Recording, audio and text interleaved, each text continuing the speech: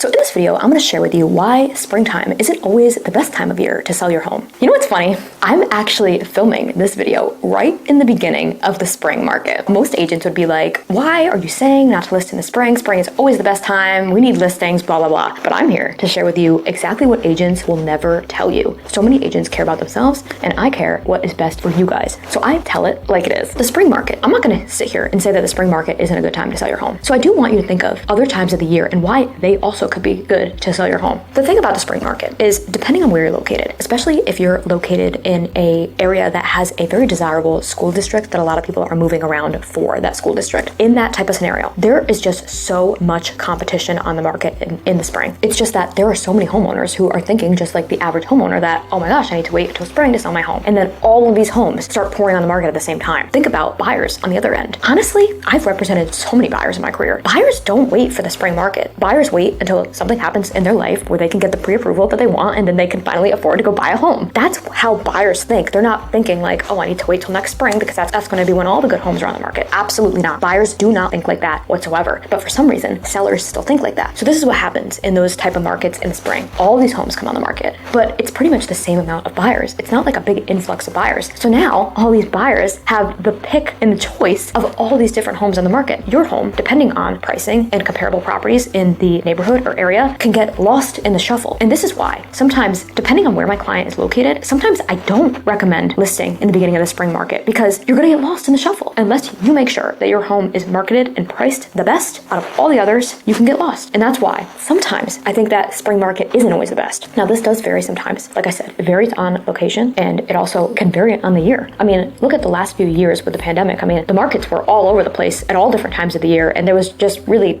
no rhyme or reason besides, I guess, mortgage rates. It does vary. And I think that that time in our lives made us, from a real estate perspective, realize that there's really no absolutes in the market whatsoever. Things can change at the drop of a hat. Sometimes I'd like to compare April with January. Now, in January, typically, because here in the Northeast, January is very, very cold, sometimes are going to be less buyers on the market in January. It does depend, because I have seen years where there has been a crazy influx of buyers with what's going on in the market, what's going on with interest rates, and just exactly that people have a new goal, new year to get a new home. So let's pretend there's a little bit less buyers in that January market that we're talking about. You're going to know that even if there are a little less buyers at this time, these buyers are very, very serious buyers. They're very serious buyers. Let's pretend that we're talking about April, May, June, when the weather is nicer out here in the Northeast. When it's nicer out, people like to go on showings, people like to do open houses for fun, as a hobby, as a weekend activity to do. I see it all the time. And that's also why I never recommend doing open houses with my team, because I just don't think they're effective. That's a whole other video I have. That's just something that I do want to share with you as well. I want you to really think about that buyers at different times of the year may be even more serious than these buyers that are just kind of like looking for fun in the spring just because they're bored and they need something to do on the weekends. You might think that's crazy, but it happens all the time, all the time. I want you to think about, when listing your home, are there really serious buyers on the market right now? So I really do think that the spring market is a little overrated sometimes, and I do see some homeowners waiting and waiting and waiting till spring market. And it's unfortunate too, because sometimes I think that they're actually leaving more money on the table by waiting for that spring market. But at the same time,